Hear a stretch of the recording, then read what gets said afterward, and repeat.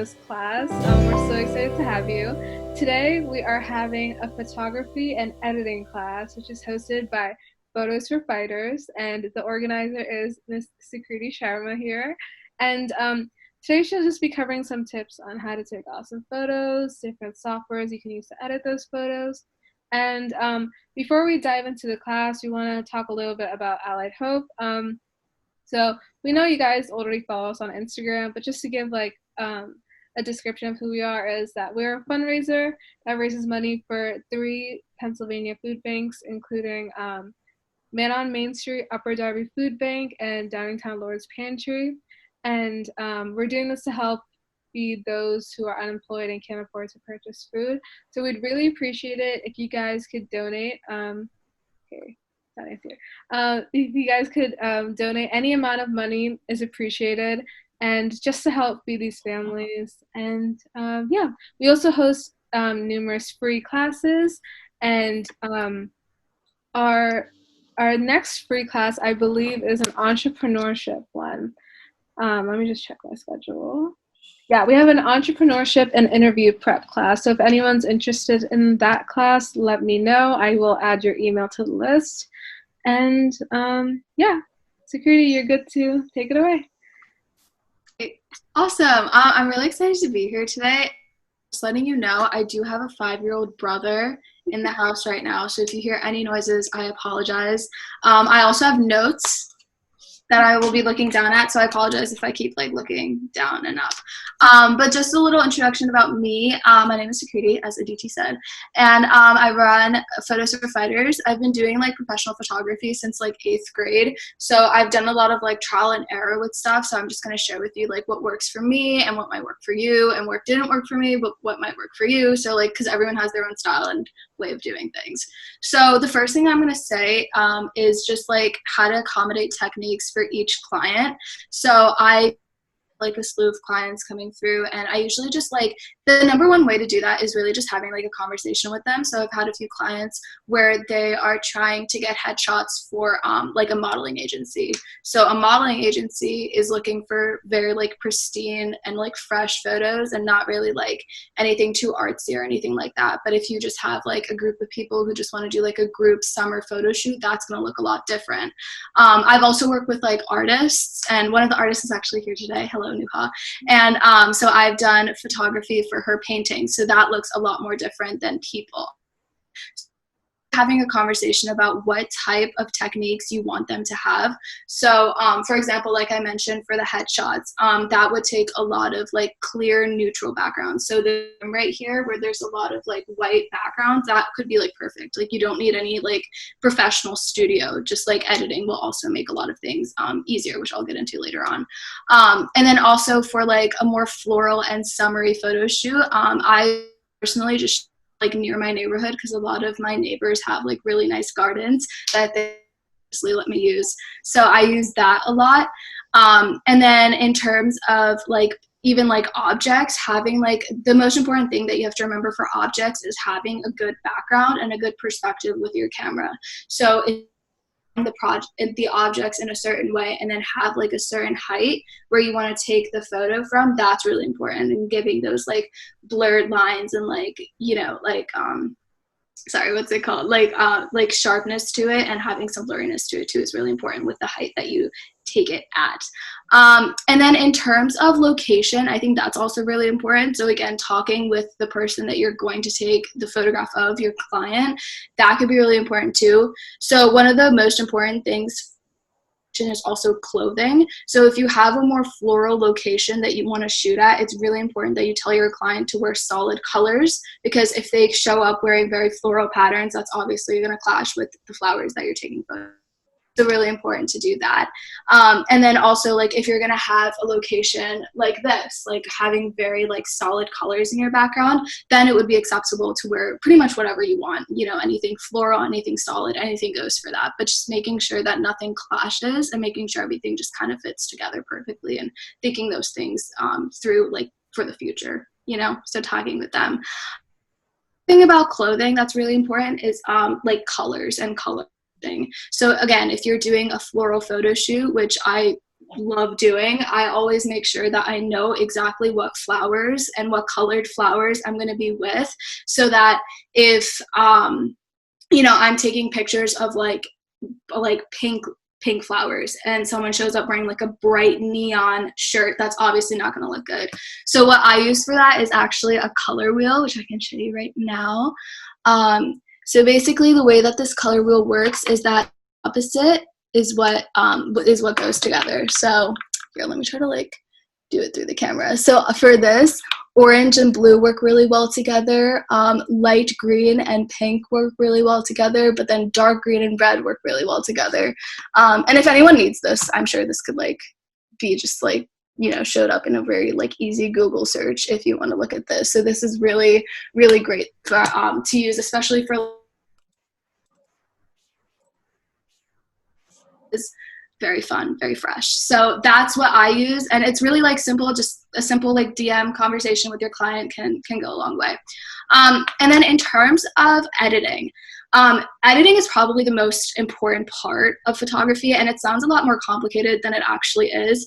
The two apps that I use the most are actually Visco, which is what I think a lot of people use, and Lightroom. I use Photoshop very rarely. The only times I really use Photoshop is to get like unwanted objects in the background out of my picture, so it's really not used for like any real editing. Visco is what I use to really get the body of my edit like correct. So some of my favorite filters, in case anyone cares, are B1 for black and white, and then A4 and A6 for a more like vintage look, and then Dog 3 for getting like, that's a really weird name, but Dog 3 for getting like a really nice like pink highlight, and then M3 and M5. So those are the filters that I like that are the most popular with me. Filters, I would say like it really is just dependent on your style and what type of photo you want to take. Obviously for black and white, if you want to do a more serious thing, use black and white. If you want to go more vintage, use A4, A6. If you want just like a fun, like neutral type of edit, use M3 and M5. Anything goes, and that's like literally just up to you. So that's what I use to get the body of it. And I would say don't go too heavy with the filter. Just make sure it's a little bit natural, or else it'll get like very like weird Instagram-y like 2016 things, like we don't want that. So at least I don't want that. You can want that if you want. But the three most important like tools in terms of editing that I use are brightness / exposure, contrast, and saturation. These three things can really like make or break your photos. So again, talking with your client, if they want something like really serious in terms of like modeling or something, then making sure that the brightness is a little bit dim to make it like a little bit more mysterious, and making sure the contrast is up to really like highlight the shadows and make it like a very like pristine photo. And then also in terms of saturation, if it's like for a modeling agency, you would want the saturation to be a lot more dim, but if it's a floral photo shoot, then it would be really great if you put the saturation up and really highlighting those like flowers and like those summery vibes. So those are really important. I would say, just experiment with them. The amount of times that I go back and forth between those three things is kind of concerning, but just making sure like each photo is different, each style is different. Just do what makes you happy and what you think looks the best. Those are the three most important things that I use. In terms of highlights and like shadows and the way that you can tint them, again, using that color wheel is really important. So if you, if you have like a shadow, I'll pull it up again. If you have like a lot of like yellows in it for like summery, then having maybe like a purple tint to it would be really great to like really highlight that, and it would really go well with that. So that's always really important that you could use. In terms of Lightroom though, like I mentioned, I use Visco to really get the body of my image edited, and then I use Lightroom for a little bit more touch-ups. Lightroom is really, it really goes into specifics with the photos. I feel like Visco is a lot more general, and then once you go into Lightroom, make like these little tweaks and changes to your photo. So if you are photographing for like a client that's paying you, I always make sure that I go into Lightroom and like, really get all those things like that I don't like touched up. So it's not necessary, but I would say that if you really want to make like a certain photo stand out, then definitely use Lightroom. And the things that I use our foreground and background shadow tints. That basically means a foreground is basically what your camera is focusing on, and then your background is obviously what's kind of going to be blurred, and just making sure that you play with those tints, again, using that color wheel if you want, but really whatever feels right to you. And then in terms of equipment, I personally use a Nikon 90 DSLR camera, which is like a very professional camera that you definitely don't need to buy in order to take good photos. That's just what personally I use, and that was like in my house that my parents bought like 10 years ago, so I just use that. But if you do happen to have a professional camera, one of the most important settings on there is the aperture, which is basically how long the lens is open for. So if you have a higher aperture, lens is going to actually be open for a shorter amount of time. So it's like an inverse relationship. So if your aperture is, say, at like 23, your lens is going to be open for like this long and then close. And then if your aperture is at like 4, it's going to be like that. So that's really important, because the longer it's open, the more light can hit your camera and the more brighter your photo will be. And you can always change this in editing, but it's a lot, like, it's a subtle difference, but it can also like kind of be a really big difference in the way that your photo looks. So if you really care about like brightness and like really going into like the details of that, then that's like really important to like change your camera settings. I personally just use like an aperture of 15, which is like good middle ground for it. I really don't care about the brightness too much. I usually just fix that in my editing process. But in terms of not using professional cameras, you can definitely take great pictures with like your iPhone. I have an iPhone 8. The iPhone, it's fine. It's great. It gets the job done. What I really like using is actually zooming in and kind of getting like those pixels in there. It looks very like 2007, but that's kind of in right now. So if you want like a really like vintage look, zooming in and having that like grainy type of picture and then kind of editing that to your style can actually be really cool. One of the things that I really like using on the iPhone is actually the panorama feature. So if you take your panorama feature, you're using it vertically and just doing that. But what I like to do is, especially if you're like in the city or something, and if you want to take a picture with you and a skyscraper, you can make it horizontal and then move up your camera, and you can get yourself and like this really tall building behind you without having to like literally go down on the floor and like taking it like that. So that's a really like fun hack that I actually found off of TikTok, so I'm not gonna plagiarize that, but that's what I would like to share with you.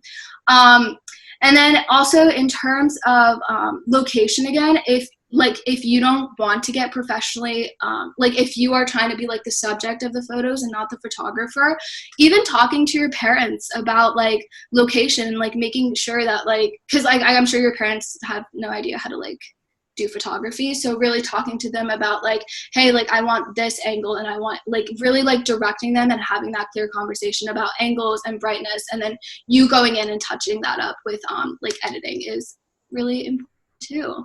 Yeah, I'm just gonna look through my notes real quick, making sure I don't miss anything before I turn it over to questions.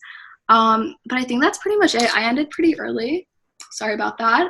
Talked very fast, but if I glossed over something, and if you want more explanation on that, I can give that to you. Or if you have any other general questions, you can ask them. Sure, yeah, that was amazing. Thank you so much. All right, guys, does any of our participants have any questions for Security regarding just like photography or editing or anything like that? I have a question. Mm-hmm. So I've done a lot of photography for my mom, who's actually starting a business. And so I've done a lot of like product photography. And so I have a professional camera, and my biggest issue, and I like get the white background, do it all, is getting the background out of it. Do you have any tips for that? Because it takes me forever to do it. Yeah, of course. So in terms of background, do you just mean like if you have like a tree or something and like wanting No, I use like a completely white background, but it like when I take the picture, it doesn't come out completely white, so I still like try and get the background completely out. I use Photoshop for that. Yeah. and it Oh, took okay. me forever because I'm literally like cutting it out and it's horrible. Oh, okay. So what you can Yeah. really use for that is like what I'm sorry, I missed the beginning of your question. Like specific products you photograph? Wait, can you say that again? It cut out. Oh, are there like specific products that you photograph just so I can get an Yeah. It's we photograph, there's a planner, and then there's like all the little accessories for the planner. Oh, okay, that's so cute. So what you could actually do is getting like an aerial shot of it. So if you just take like a white like poster board or something just from like the Dollar Tree, like Yeah. lay it out and then have your planner right there and taking an aerial shot of it could be really good. Also using that poster board, aligning it up against the wall or even taping it against a wall and then Yeah. having it like having the planner kind of like propped up on there. That could be really great because I actually hate doing that too and it's really, really hard and that's exactly how I do it, and it's really annoying. So I totally get your Yeah. struggle. So Oh, what's really thanks. important with that is like using like kind of like tweaking the way that you go about like making your background. So that's what I Yeah. would recommend. All But right. of course, you can always like DM me on Instagram if you want, and Okay. I can give you another like set. Thank you. That's helpful. That's helpful. Yeah, of course. Okay. Right. I think we had another question in the chat. Yi asked, can you explain the difference between ISO, aperture, and shutter speed? Yes, of course. So like I explained with aperture, that's like the most important like tool for me that I use. So in case like I'll explain it a little bit more like in depth. So the higher your aperture number, the longer your lens is open for. So if your aperture number is 23, or I mean, yeah, if your aperture number is 23, your lens is going to be open, say like for this long, and then it'll close. If your aperture number is 4, then it'll just be like that. And basically the way that that affects your photograph is the amount of brightness that enters the lens in that moment. So obviously if it's going to be really short, not a lot of brightness is going to enter into the lens. And if your lens is open for a really long time, then a lot of brightness will be able to come into your lens. You can always fix that through editing, but I find it's a little bit harder doing that. So I like to keep it at just a neutral, like 15 for me. But again, if you have like a specific style, you could always change that with your settings of your camera and just go to like the online manual and just do like Command F or something or Control F to find that specific word and just read really quickly through it. And then you could probably just like change it to your specific camera. In terms of shutter speed, that's sort of the same thing with the aperture. That kind of goes hand in hand. So obviously if your shutter speed is really fast, not a lot of brightness is going to come in. If your shutter speed is slower, then a lot of brightness is going to go in. So aperture and shutter speed definitely go hand in hand with that. So hopefully I explained that correctly. Yeah. It also, what about the ISO? Yeah. I actually never heard of that. Am I stupid? I don't know. Let me do a quick Google search. That might be an abbreviation that I don't know. I think it is.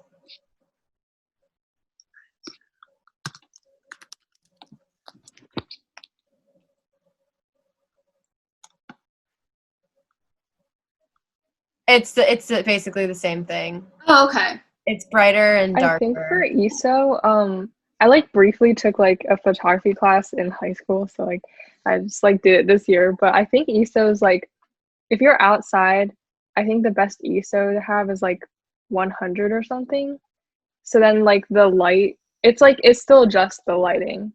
But I think outside it's like the best one is it's either 100 or 200. I don't really remember because I didn't really pay that much attention in class.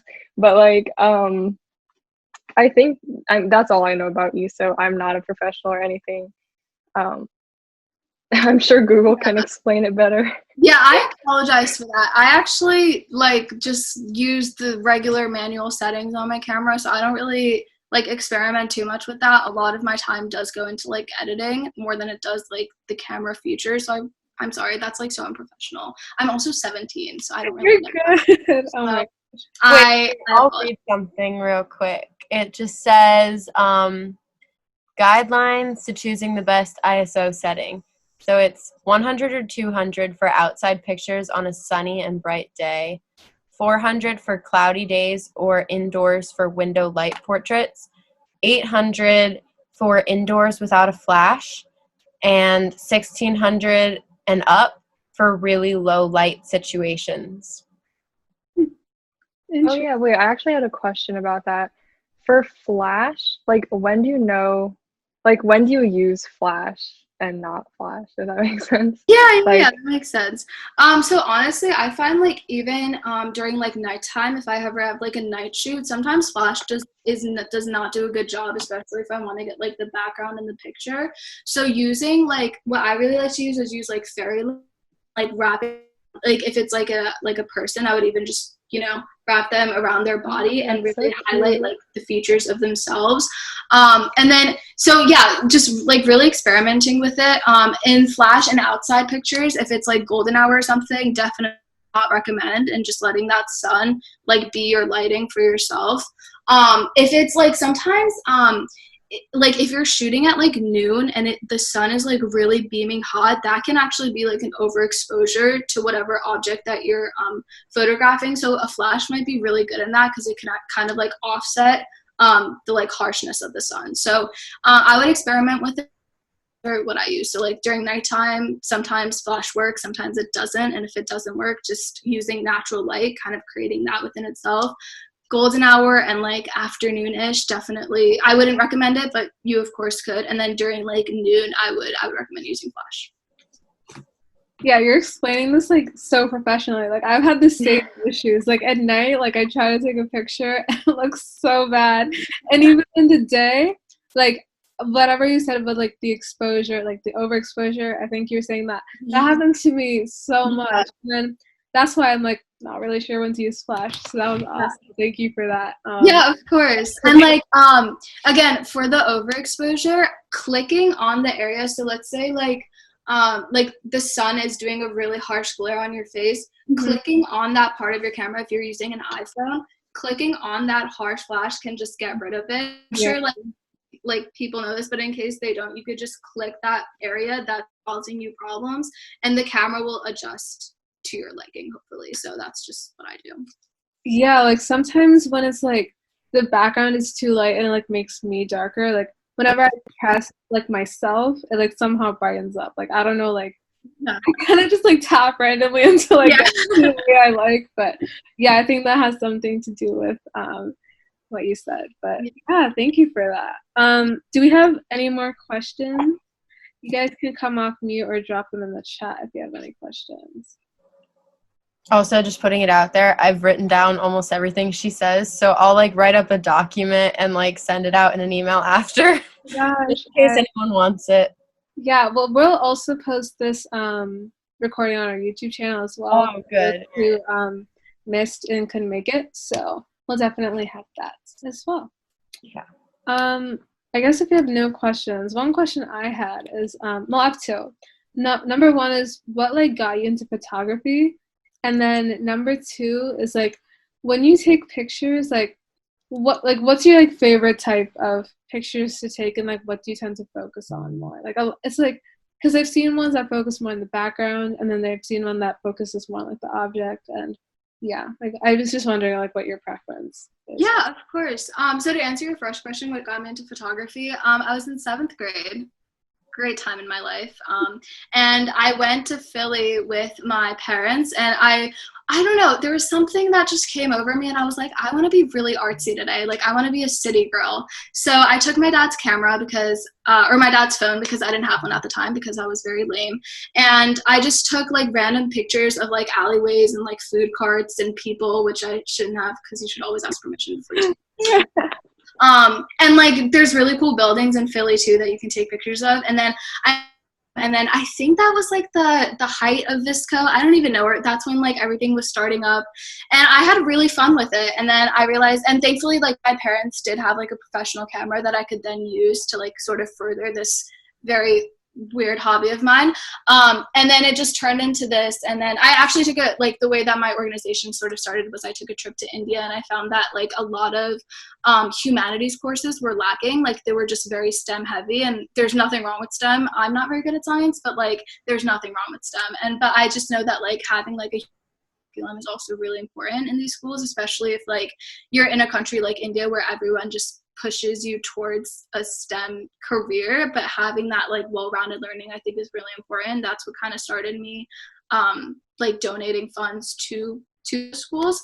But in terms of what photographs I really like to take, I really like floral photographs. So with floral photographs, I actually forgot to mention, it's really important to remember, like, if you have like your subject behind like a piece of like, or like a bush or something with like a bunch of flowers on it, it's really important to remember perspective. So you could put like the person right here, and then the bush could be like right here, and then you could be right here. So having that like perfect angle where it includes the subject and the flowers and, you know, the camera. I'll show you a quick example of that. That would be right here. So having, you know, all these flowers. So I went behind this bush, and then I had Julia, who is the person in this photo, be in front of it, and then I went behind the bush. So that's kind of that. Recently though, I've really been into sort of photographing like social justices. So I recently did like a 4th of July / Black Lives Matter photos to really like show the injustices that are happening in this country. Again, like pictures say 1,000 words, so I thought it'd be really cool to do like a social justice type of photo shoot like that, and I had really fun with that. So I'd love to do that more. Hopefully more social justices like don't happen, you know, like hopefully we don't have to keep pushing that movement, and people grow some brain cells, and you know, things move forward in the right direction. But I've had really fun doing that. And then I also went to like Giant recently to do like a quarantine photo shoot to kind of show like my workers are being affected with this. So I've had a really fun time doing that, but I also really enjoyed like floral photo shoots just for like clients and like having fun with that. Yeah, that's awesome. You have like a crazy range of like photos. That's amazing. A quick question. Oh, I'm sorry. No, yeah. I just want to let you guys know we have 6 minutes left before the call automatically cancels. So if anyone has any questions, Maddie, you can go ahead. You should ask them. If anyone else has questions, please go, because I don't want. Okay. In that case, I'll go. In terms of like, I don't know if you do this kind of thing. Do you do like video stuff? I don't. I really wish I had like that part of my brain unlocked to do videography. I don't think I'm creative enough for it. I would love to try it though. I don't have like a video camera or anything, but I would love to like maybe get like a really cheap one and like try. I feel like that would be so fun, because I've recently gotten into film and the way that you know videos tell a story, the way that photos can tell a story. So I would really love to get into that. So. Yeah, I always wondered about like perfect lighting for a video. It's so hard. It really is. And like even like creating lighting for yourself, I think is like one of the most important ways that I do it, with like fairy lights, or like I know LED lights are very in right now, so you can yeah All right, any more questions? I think not. Okay, so Sakriti, can you just talk a little bit about your organization, Photos for Fighters, like your cause, like how it works, and then your social medias as well? Of course. So Photos for Fighters was created when I was in 8th grade. It was just like a year after I'd gotten into photography, and I'm from India. So I took a trip to India to visit my grandparents, who are very lovely people, and there's a school nearby where they live, and I just like see the way that like other students sort of learn in like a different environment. I think that's like really cool to witness. So I just went there and I was like talking with them, and they were really stressed out because they had a lot of like STEM homework, like math homework and like chemistry homework to do. And I was like, wow, I could never do this. And then I was basically talking, and then they were asking me about what I like to do, and I was talking about photography, and they were like, oh my gosh, like I wish that like we had some sort of like arts curriculum here, not even like photography, but just like drawing, painting, music, dance, like anything like of that sort. So that just got me thinking, and then I was talking to my grandparents and my family about it, and they were like, oh my gosh, like you should definitely figure out a way to like raise funds for that, because one of the biggest like sort of like obstacles when it comes to like having those types of programs is funding. So I just decided to use photography to fund more photography programs. So nice little chain there. So I basically did that, and I do like donate like 100% of my proceeds to those schools, and it's just like a direct deposit to them. And I've donated about $5,000 so far, so I'm really, really happy about that. And I've been working with other photographers across the country to also donate a portion of their proceeds to these schools, so I'm really excited about that. In terms of social media, my for my photography is Photos4, like the number, because it's 2012 apparently. Photos4Fighters, because we're all just fighting for art programs here. So basically that's it. If you want to follow my personal Instagram with just faces of me, it's Sukriti Sharma with 3 A's at the end.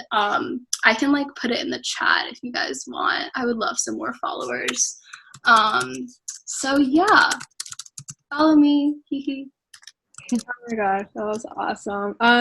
I wanted to ask, are you taking people's like photos right now, or are you I am open for business. Right now I'm actually donating towards Black Lives Matter organizations. So like I'm doing half of the funding. Like I'm charging $25 right now per photo shoot. So I'm gonna do like for an hour. So I'm gonna do like half of that money towards Black Lives Matter organizations, and then half of it towards the schools, just because I think right now they probably need a lot more.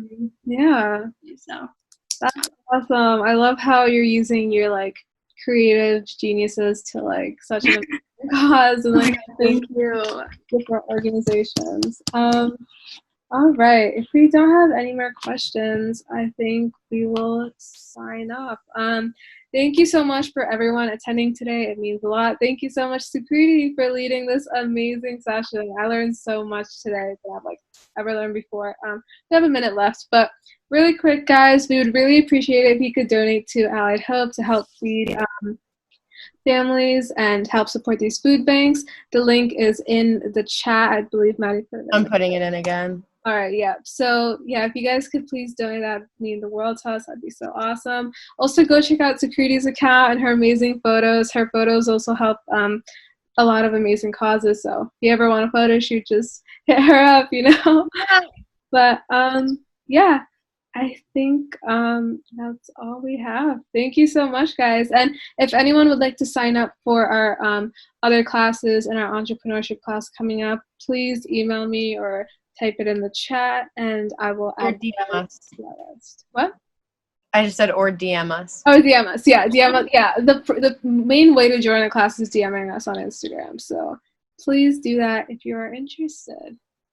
And yeah. Okay. Sorry, I did not know what IPO meant. Oh my gosh. You use out of your day to do this. You're so good. Like, it's better than me. Like, I just have like my phone, and like I just try to figure that out. Like, I have no idea how to work a camera for my life. But everything that you said, I'll definitely like take that into account whenever I'm using a professional, camera. So yeah. All right. Thanks, everyone. We'll see you at next week's meeting if you choose to attend. And yeah, thank you so much, guys. Bye-bye. Bye. Bye.